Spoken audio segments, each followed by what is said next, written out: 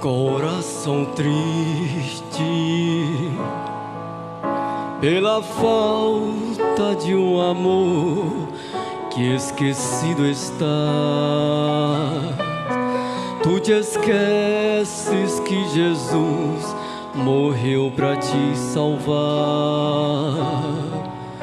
entregando a própria vida numa cruz.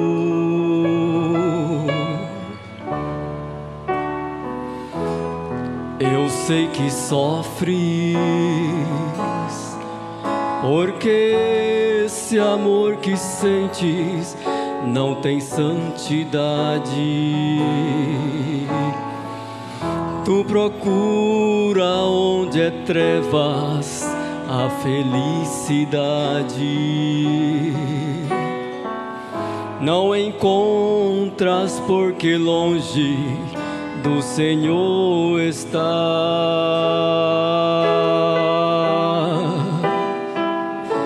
Existe um Deus que por você tem o mais puro e lindo amor. É só você acreditar sentindo esse amor que eu sinto sempre que eu louvo ao Senhor.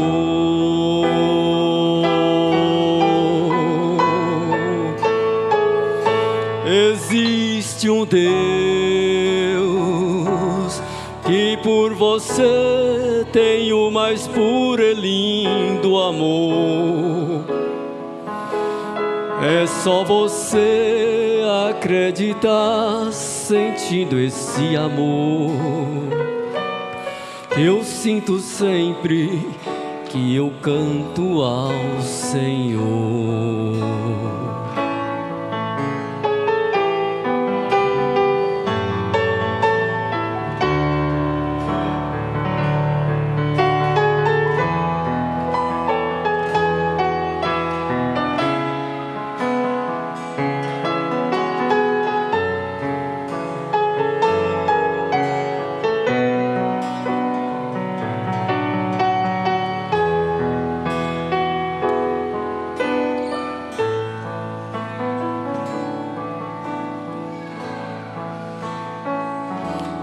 Jesus, te peço para que nos abençoe nesta longa jornada, pois em ti reconhecemos nós não somos nada. Precisamos de tuas bênçãos para vencer.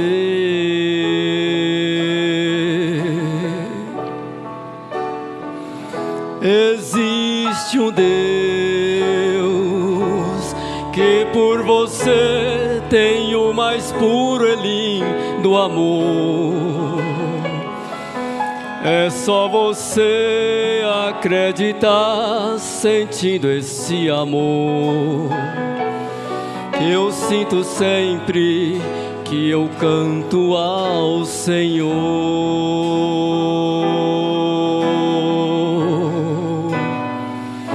Existe um Deus que por você tem o mais puro e lindo amor. É só você acreditar sentindo esse amor que eu sinto sempre que eu canto ao Senhor. Que eu sinto sempre que eu canto ao Senhor. Deus sabe o que está no homem. Você sabe por que Jesus pediu água à mulher samaritana? Com aquilo ele estava rompendo uma barreira, rompendo tradição, contrariando ordens. Ele sabia o que estava nela. Você sabe por que Jesus entrou na casa de Zaqueu? Ele sabia o que estava nele. E você pode continuar fazendo esta pergunta através das Escrituras, desde Gênesis até Apocalipse. E sempre você vai encontrar. Ele sabia o que estava nela. Ele sabia o que estava nele. Tanto de bem como de mal. Mas muito especialmente a semente. João disse no seu Evangelho, capítulo 2, verso 25, a respeito de Jesus Cristo, e não necessitava de que alguém testificasse do homem, telefonasse para ele, escrevesse para ele, fizesse uma reuniãozinha à parte com ele, acerca de quem quer que seja, porque ele bem sabia o que havia no homem. Ele é o mesmo ontem, hoje e eternamente. E a razão de vivermos complicados, enredados, envolvidos com negócio alheio, é justamente a falta de ciência, a falta de conhecimento de que, antes de tudo, Deus é onisciente, onipresente e onipotente, e não necessita que alguém testifique do homem, porque ele bem sabe o que há no homem. Ele bem sabe o que há neste homem tão bem apresentável e que pode bater no peito e dizer: eu nunca fiz isto, eu nunca fiz aquilo, e minha família é original, é genuína, eu nunca matei, nunca roubei, nunca prostituí. Mas ele sabe perfeitamente o que está neste tipo. E sabe o que está também naquele pobre, publicano, pecador, que nem sequer pode levantar os olhos para cima, cabisbaixo, pede misericórdia. Antes de tudo, você deve crer que você é uma semente. E se tiver uma fé no coração, dada por Deus, não por uma igreja, que você é uma semente de Deus, a única coisa que leva essa semente a germinar e frutificar e se manifestar é a mensagem do dia. Esta é a água, é a chuva do tempo. Agora, ouvintes, vamos observar uma coisa muito profunda e importante, para assim estabilizarmos mais, que é melhor nós importarmos com aquilo que Deus pensa de nós do que aquilo que o homem pensa, do que aquilo que o povo pensa, mesmo de bem ou de mal. Então estabilize-se nisto. Deus sabe o que está no homem. Vale a pena lembrarmos nesse instante da história daquele rapaz lá na França, que estava quase pondo fim em sua vida. E depois de recorrer aos grandes médicos de Paris, ele foi a um dos mais famosos. E aquele médico, por fim, disse para ele: vá assistir um espetáculo num determinado circo. Ali tem um palhaço que tem curado muita gente deste mal que você tem. Porque você está precisando de sorrir. Você está inibido, você está introvertido, você está preso dentro de você mesmo. Você está encarcerado. Você precisa de sorrir, de alegrar, de gritar, ter emoção. Vá ver aquele palhaço. E aquilo vai fazer muito bem para você. Grande foi a surpresa daquele médico quando aquele rapaz se pôs de pé e disse: doutor, aquele palhaço sou eu. Ninguém mais sabia do que ele próprio quem era ele, o que estava nele. Só Deus e ele sabia. Enquanto ele estava enriquecendo a muitos, ele estava se empobrecendo, como pobre enriquecendo a muitos. E ao próprio Senhor Jesus foi lançado o provérbio, ou saiu dele próprio, no lugar dos especuladores, daqueles que usariam isto: médico, cura-te a ti mesmo. Jesus sabia quem era ele. Por isso não podia evadir-se de sua missão. Moisés sabia quem era ele.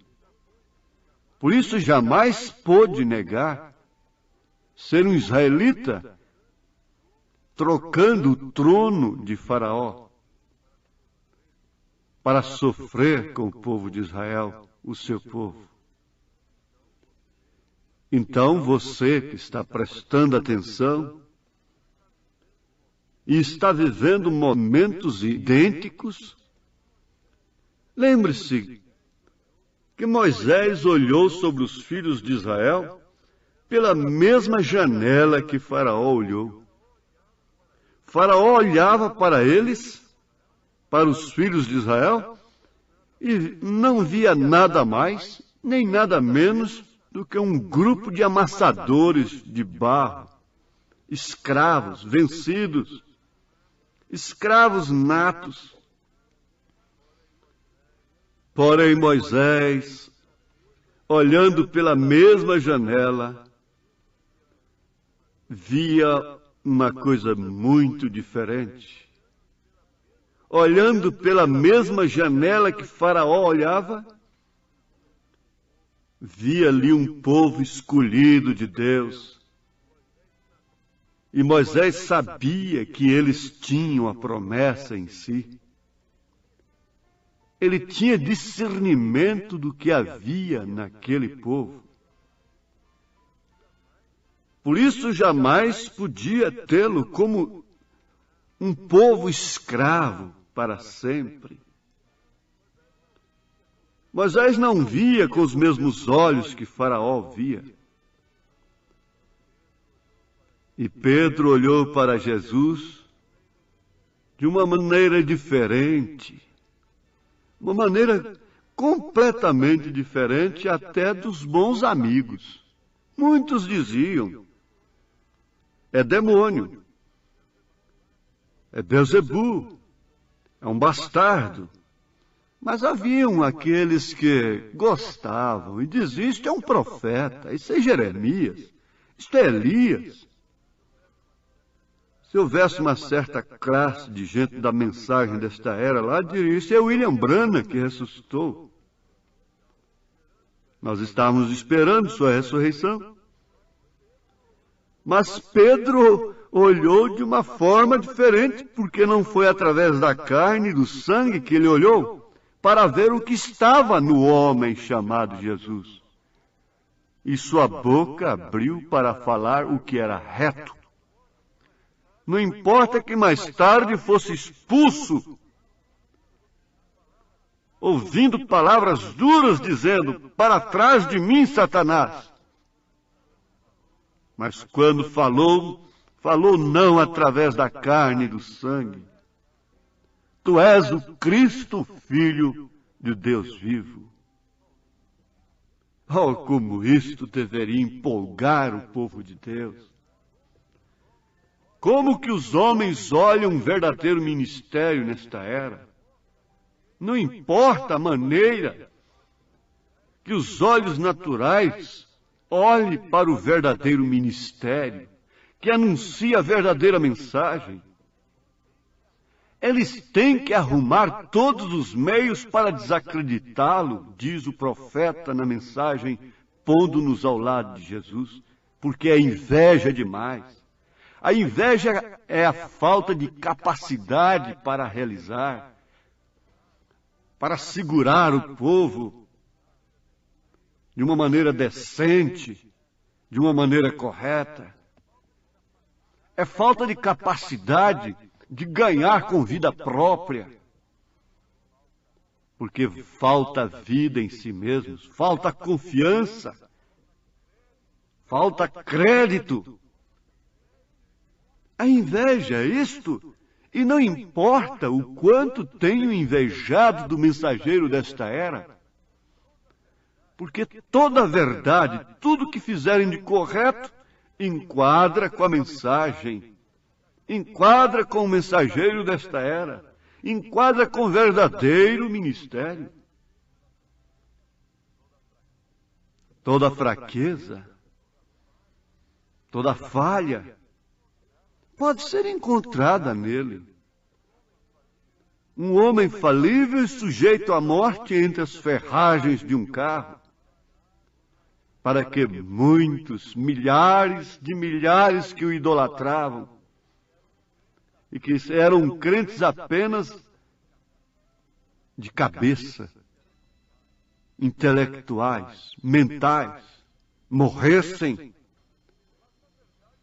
Mas, na verdade, nem todos puderam ver o homem como Deus via. Nem todos podem ver o homem como Deus vê. O rapaz que auxiliava Eliseu, vivia com Eliseu, dormia, comia, viajava, estava na alegria, nos apertos, na tristeza com Eliseu, via um exército poderoso, natural contra si, contra seu povo, contra Samaria. Mas Eliseu estava olhando pelos olhos de Deus e podia ver completamente diferente. Conta-se que um geólogo chegou num rancho, numa casa paupérrima, encontrou ali uma família pobre, miserável, com os filhos doentes, cheios de vermes, faltando alimentação, roupa, calçado, brincando com uma pedra. Ora, ele apanhou aquela pedra e disse para aquele pobre homem, pobre rico homem: você está nesta vida porque você não tem conhecimento. Seus filhos estão brincando com uma fortuna incalculável. Essa pedra vale milhões e milhões de dólares. Você é um homem multimilionário. Mas eles olhavam para aquela pedra e não podia ver nada, valor algum naquilo, e continuavam na miséria.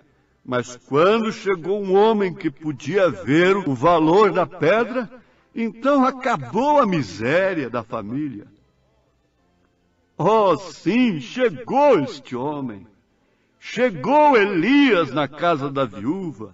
Não falta azeite, não falta farinha. embora possa vir até a morte, mas também haverá ressurreição. Isto é que importa. Deus sabe que está em mim, que está em você. A semente eleita nunca se perderá.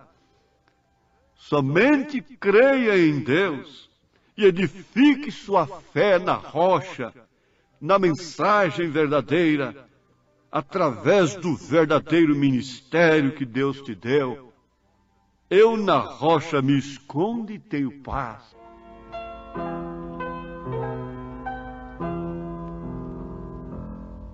Quando a escura noite vem e o céu nublado está,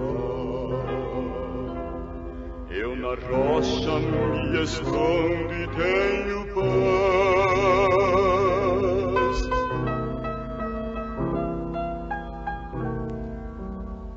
Se a tempestade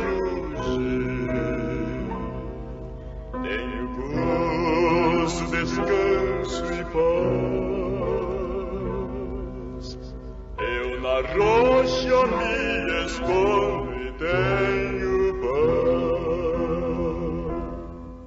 Quem visse aquela pobre mulherzinha acendendo fogueira e lendo a Bíblia para Abraham Lincoln, sob o lume de uma fogueira, tão pobres, não diria que ali estava a mãe de um dos maiores presidentes que já houve no mundo, de um dos maiores homens que já houve no mundo.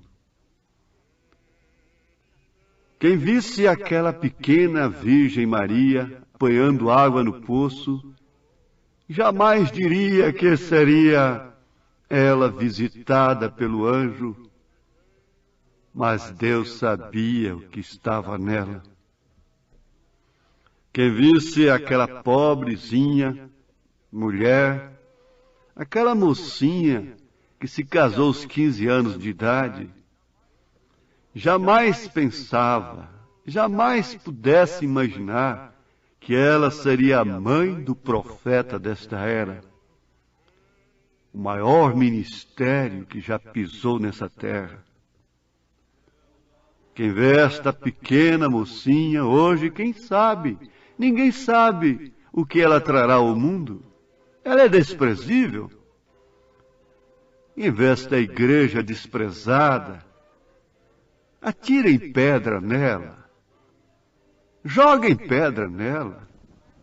Desprezem-na, primas ricas. Vocês estão ricos de moral. Vocês têm bom currículo. Vocês têm tudo certo, seus filhos são bons. Seus filhos preenchem os requisitos de 1 Timóteo 3. Tudo está bem. Mas ninguém sabe de onde virá esse grande filho. Deus sabe. Ele te dá agora conhecimento para estar no que é verdadeiro e descansar nesta rocha. Deus te abençoe, Deus te cure, Deus te levante na fé, ancore sua alma, em nome de Jesus Cristo. Amém.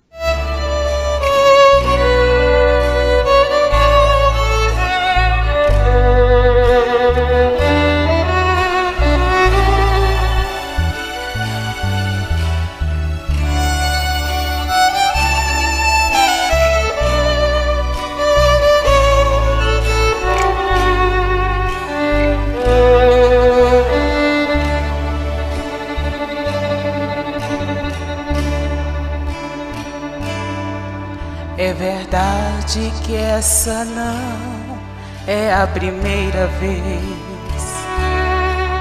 que eu estou aqui, Senhor, para te pedir perdão, pois o bem que eu jurei fazer não consegui,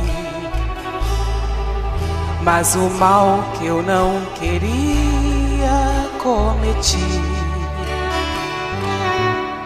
Me perdoe por quebrar nossa aliança, esquecer de tudo que por mim já fez. Vem e faz de novo em mim uma mudança. Quebra o vaso e amassa o barro outra vez. Hoje eu quero ser melhor do que fui ontem, e pra isso vou lutar e vou vencer. Quero te honrar, Senhor, a cada instante, aceitar pra minha vida o teu querer. Dentro do meu coração, tua palavra vou guardar, para contra ti, Senhor, eu não pecar.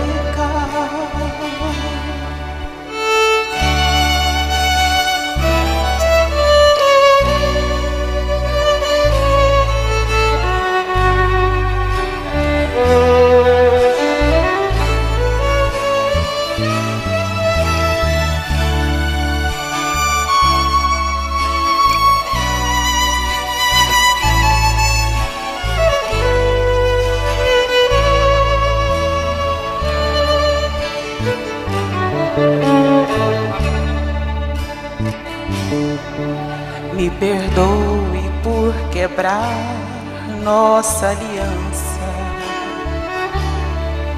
esquecer de tudo que por mim já fez. Vem e faz de novo em mim uma mudança. Quebra o vaso e amassa o barro outra vez. Hoje eu quero ser melhor do que fui ontem, e pra isso vou lutar e vou vencer. Quero te honrar, Senhor, a cada instante, aceitar pra minha vida o teu querer. Dentro do meu coração, tua palavra vou guardar, para contra ti, Senhor, eu não pecar. Para contra ti, Senhor, eu não pecar. Para contra ti, Senhor, eu não pecar.